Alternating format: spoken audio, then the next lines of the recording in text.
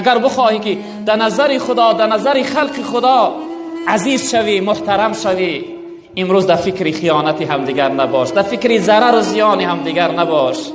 یگان انسان به چشم بد نگاه نکو برادر بزرگوار. هر کسی را اگر تو بد میبینی، این را انیق بدان که وی بنده الله رب العالمین است.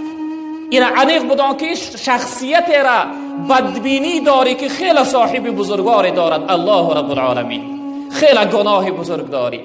اگر بتوانی دل به دست آر که حج اکبر است، از هزاران کعبه یک دل بهتر است. کعبه بنیادی خلیل آذر است، دل نظرگاهی جلیل اکبر است. اگر بتوانی دل یک بنده خدا را به دست بیار، خرسند کن، شاد کن، در خلق خدا خدمت کن. اگر از دست نمی آید ضرر و زیان نتی، بد نبین، آزار نتی، سخنی بد نگو، غیبت نداشته باش، منت نکن.